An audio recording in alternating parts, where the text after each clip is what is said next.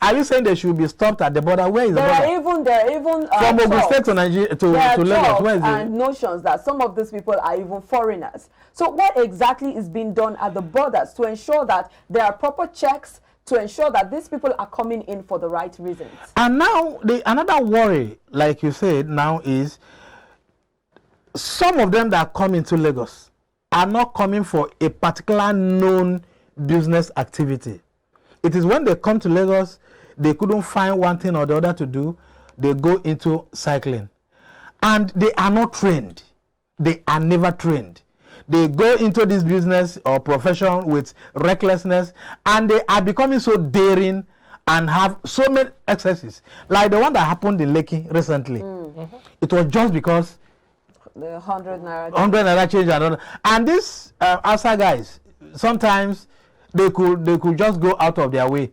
I think that what necessitated this ban, okay, when Oniru raised an alarm. But then we are looking at a general concept about this Okada thing, because it's not only the outside people that were involved, other nationalities and all, they are here. Okay, there's no way you can check population control. You can't, because one, we don't have border, we don't have all the, even if we have, they are porous. So there isn't even any proper population census to know the number of at people all. So don't go there, or you want us to deviate from what we are discussing. No, as you said, the reason we have more accidents from motorcycles and all of that is simply because those who are the cyclists are not trained. And that begs the question. Yes, and the road network is equally bad. Then another thing is, if you were some countries maybe that wants to take all this into cognizance. You could create a route, a kind of route for them. There is no mega city in the world where motorcycles are used as commercial means of transportation. But we have it here because we have a population problem. Now here's my question, really. That those who will still argue or opine that when the hailing cycles, the motorcycles were available, those options, that one, the accident rate reduced, and two, these were trained personnel who transported people around. When they were banned or proscribed, whatever adjective you want to use, why wasn't there an adequate replacement for for an alternative to their own means of transportation? Because now, if you ban Okadas, as the state government has done, what you realize is more people have to resort to buses and commercial vehicles and what have you, or even drive to work. That makes the roads more congested. It doesn't solve the traffic issue. It hikes fuel prices, transportation prices, because we know in Lagos, once there's traffic congestion, there's more environmental pollution, and you have to talk about climate change and all. Again, all of these things have ripple effects. So the question is, why wasn't there an alternative before to the hailing bikes that were banned? Now that there's a ban now, what are the alternatives in terms of having... We don't have such a plan for those laid off. We don't have such a plan in Nigeria. No state in Nigeria will say, okay, we are laying you off from here. This is where we've provided for you. We would rather talk about what could have ameliorated the issues we're having now. If there were good road networks, provide an alternative transportation means. Do you remember Lagos State recently rolled out some last mile something last mile, recently? But you are bringing out four-wheelers, which is like a car. But the roads you are asking them to ply is not motorable. They can't even go through those narrow roads. There are so many places in Lagos where that cannot be accessed by any motor, any car, or any truck. So it might not be possible, but they are too narrow. Yeah, they are too narrow. Okay, and those areas are not accessible unless by leg or the Okada. Let's even look at the fact that these people are leveraging on their voting bloc. It means they understand what the politicking of election is about. And we see the Southerners, the Easterners, other parts of the country not really taking advantage of that electoral value. I think that it looks like the Northerners understand that came up. Voting. that came up because it is this period. If it were done a year or two after the election, I don't think this would have come up. No, yes, I'm talking Okay? about. But then, talking period, about Northerners' electionary awareness, Yes. they are politically inclined. Okay, their profile, perhaps that is one thing we need to emulate in the South. which have we emulated before. The Northerners, the Northern guys, they know that they are politically enlightened, and they could use it as a bargaining chip. But that might not work in Lagos. Okay, it might never work. Yeah, I think so. Understandably, it may not work. Yes. But the fact that they are aware, they understand that this is one power that we have Sure. and can Exactly. use. Everybody certainly must. You might find out what you have an advantage over other things you do, and they know that because of their population in Lagos, they have each of the area in Lagos. I think they have Seriki, their leader or something, and all of that. you know. And each time they have any issue of this nature, they run to their Seriki, who is their leader, to intervene and all that. And this is what the man said. But I don't think that will work if actually Lagos State wants to enforce this. I don't think so. If you talk about their voting block and all that, I don't think it makes sense to me. To me personally, they have a huge voting block. I don't think so. Other nationalities are here that are more. What about Yorubas? But then again, it's about perception. The Yeah, fact it that is. You say this It is, thing, but do you know? you Let may me not tell be you from true, but history. you're already How painting many a of them picture. have PVCs? How many are said? I'm saying that But they you are know, from- painting a picture. So sometimes these things are about perception. It may not be true, it may not hold substance, but the fact that you're able to put bargaining that chip. forth. So someone comes up and says, I'm going to win this election. He knows that he cannot win the election, but that picture is already creating in your mind. It's already building a kind of structure in your mind that may begin to make you shift grounds, even though you may be stronger. So sometimes Everything it's you do about have perception. reasons. Everything you do certainly has a reason why you are doing it.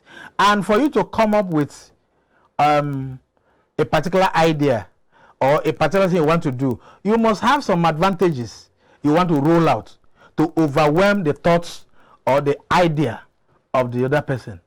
Okay? If the Seriki says, okay, this is what we have on ground, does it outweigh the reason why this was done? Because we have a reason. The reason is that the accident rate on the road is very high. The criminality that this is being created is so high. The people that are riding this are not professionals or so, and our roads can no longer contain them. Well, let's and say you that know, those reasons far outweigh the political ambition. then let me of even the tell state another thing governor. that could have informed this or brought up this. When the Okadas were banned, the accident rate went down drastically. We were told that the emergency area that was created by the fashion eventually we are not having patients any longer. Okay, but when they resumed, you know, at a point it became so bad that in fact highways and all that, people prefer taking them because it is the easiest of getting to from point A to point B. So if government had looked at all this and bringing the advantages and disadvantages, how it favors or how it doesn't and all that, which one is better? That's why I said in any government, what you look at is what favors the people and you follow it drastically. Because every situation has a solution. So if this will end the unnecessary because, do you know recently, security in Lagos eventually went up. The rate at which people are being attacked, the rate at which people are being maimed and all that, it went up. And it was all You mean insecurity? Yes, insecurity. Then it was traced to Okada, those using Okada. And another sad thing is some of the criminalities we are witnessing here might not be caused by Okada riders themselves, but they use Okada as a means of getting to where they want to go to. Even and so, yes, so if those people are spoiling business for the real Okada users, how I wish they have a very coordinated or a very very strong body that could checkmate the activities of other riders who who are not, you know, at a point they came up with a uniform. Every section has a uniform. Like, you know, Laura, they'll tell you this is the people in it, so that if anything happened, they could pick. Even they want to display, they have numbers at their back. Yeah. So they have to sanction some of these, their members. Okay, if you don't wear this, we don't want to see. So some of these things are, yes, are especially flouted. wearing the PPEs, the personal protective equipment. Yes, they don't even wear it. You know, it was all these So were done. if they begin to have an organized body, trainings will be conducted, the ride-hailing apps. I don't see anything wrong in, you know, engaging this ride-hailing apps. When and OPE ensuring came, that these bike riders wear their helmets, they wear their, they are well you know, kitted, they're well kitted, their so that PPP they is can be intact, and let's have a body too that could check if you are properly kitted or you have all this in place. Well, you could check. You know, at a point, both the Okada and the rider, both, all of them are kitted. They had their, at that time, you know, at that time, and it all went well, because when you have a crash, eventually the head is protected.